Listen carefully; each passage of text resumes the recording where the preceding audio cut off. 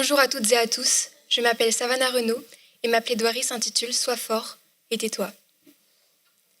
Tu seras viril, mon kid, je ne veux voir aucune larme glisser sur cette gueule héroïque et ce corps tout sculpté.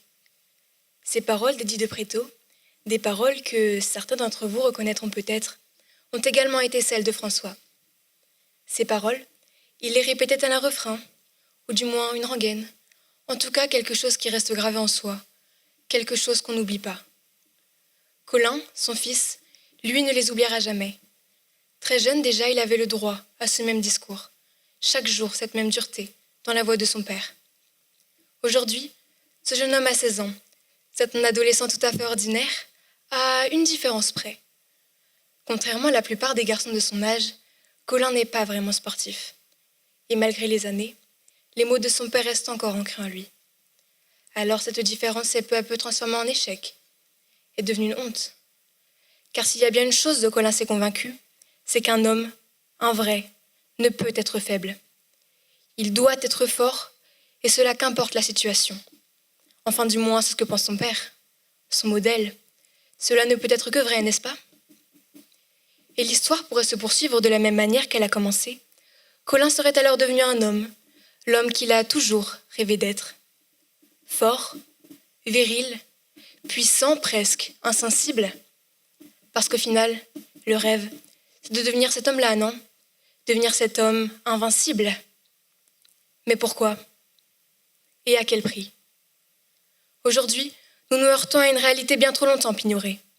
Posée là, sous nos yeux, et pourtant rares sont ceux qui osent la regarder en face. Aujourd'hui, mesdames, messieurs, nous sommes confrontés à une crise silencieuse de la masculinité. Une masculinité source de violence, de haine et de mal-être. Tout commence toujours par des mots. Des paroles qui semblent anodines et dont on rit lorsqu'elles sont hyperbolisées. Mais des paroles dont l'impact est bien plus grand qu'on l'imagine. Ces paroles sont transmises, répétées, même valorisées. Elles s'imposent dans les foyers, dans les écoles et aujourd'hui sur les écrans des téléphones, étant comme écrites et impossibles à effacer.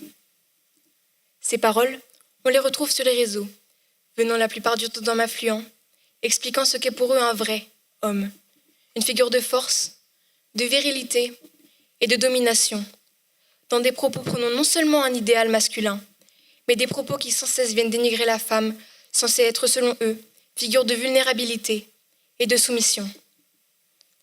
De ces réseaux va naître le mouvement Incel, aux alentours de l'an 2000. Incel, contraction de Involuntary Celibate, pour célibataire involontaire. Derrière ce mot, une idéologie qui revendique ouvertement la haine des femmes, les jugeant responsables de leur célibat, leur manque d'affection ou bien leur insatisfaction sexuelle. Bien sûr, on pourrait s'arrêter là, s'il ne s'agissait que de simples pensées, de simples paroles.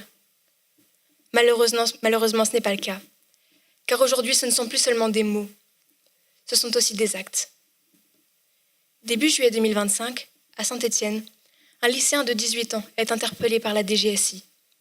Dans son sac, 2 couteaux. Sa cible, les femmes. Le jeune homme, affirmant clairement son adhésion au mouvement Incel, a été mis en examen pour association de malfaiteurs terroristes. J'ai rencontré un adolescent qui souffre, et non un combattant qui se prépare à l'action, a pu évoquer son avocate auprès de l'AFP. Car cette volonté d'agir ne vient pas seulement de lui. Ces actes, mesdames, messieurs, ne sont pas les ravages d'un homme. Ce sont les ravages d'une idéologie qui perdure et qui détruit. Et malgré cette destruction, ce genre de pensée ne cesse de se propager. Cette image de la femme réduite à un simple objet est non seulement évoquée par des propos misogynes, mais est également mise en évidence par des images, par des gestes. Ces images, de nombreux hommes y ont accès, en se rendant sur des plateformes de contenu à caractère pornographique. Des images normalisant la violence, l'hypersexualisation des femmes ou le mythe de la performance. Aujourd'hui, en France, plus de la moitié des garçons de l'âge de 12 ans se rendent sur ces plateformes chaque mois, selon l'ARCOM. Et devant ces images, les garçons ne regardent pas seulement. Ils se comparent, cherchent à imiter, à correspondre. Alors, on a accusé les plateformes pornographiques, on a accusé les influenceurs masculinistes, mais toujours cette même réponse. Les hommes, en rien, se trouvent dans l'obligation d'écouter ses propos, de regarder ses contenus et d'agir en conséquence. Il s'agit d'un choix, leur choix. Alors à qui la faute? Nombreux sont ceux d'entre nous qui diront qu'ils n'y sont pour rien, qu'ils n'ont rien fait. Eh bien oui. Oui, nous n'avons rien fait. Nous ne sommes pas tous coupables de cette propagation de stéréotypes. En revanche, nous sommes coupables de ne jamais avoir essayé d'y mettre un terme. Toutefois, quelle que soit la cause, lorsqu'un crime ou un délit est commis en raison du sexe de la victime, l'auteur encourt une peine privative de liberté, d'après l'article 132 du Code pénal. Alors je ne pense pas faire de faute en disant qu'il est légitime de faire entendre sa voix pour ces femmes qui souffrent des comportements violents et dénigrants à leur égard. Mais aujourd'hui, un autre facteur tout aussi important est également à prendre en compte. Les conséquences de cette masculinité sur la santé mentale des hommes. Être un homme, c'est réussir. Être un homme, c'est subvenir aux besoins de sa famille. Être un homme, c'est correspondre à un idéal sans jamais montrer le moindre signe de faiblesse. Pas de place pour la peur, pas de place pour le doute. 67% des moins de 35 ans estiment que pour être respecté en tant qu'homme, il faut être sportif. Et 46% qu'il ne faut pas montrer ses émotions. Cette pression constante crée une forme d'angoisse, de peur de ne jamais être à la hauteur. Alors ils se taisent et encaissent jusqu'au jour où tout déborde. Aujourd'hui, en France, 75% des suicides concernent les hommes et 40% des hommes dépressifs ne sont pas diagnostiqués. Comme plusieurs hommes apprennent dès leur plus jeune âge à nier la souffrance, demander de l'aide peut sembler totalement s'opposer au comportement attendu d'une masculinité dite traditionnelle. Alors peut-être que repenser la masculinité, ce n'est pas affaiblir les hommes, mais enfin leur permettre d'être humains. On leur a appris à marcher droit, à rentrer dans un moule, à effacer tout ce qui dépassait. La sensibilité et la différence.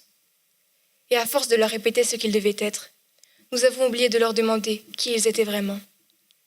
Finalement, peut-être que la force ne se mesure pas à la dureté, ni à la capacité de toujours tout encaisser. Peut-être que la force se mesure à la capacité de dire ces mêmes mots, prononcés par Edith de Pretto il y a maintenant 9 ans, c'est-à-dire « mais moi, je joue avec les filles. Mais moi, je ne prône pas mon chibre. Mais moi, j'accélérerai tes rides, pour que tes propos cessent et disparaissent. Parce qu'un homme qui ressent n'est pas un homme faible, c'est un homme vivant. »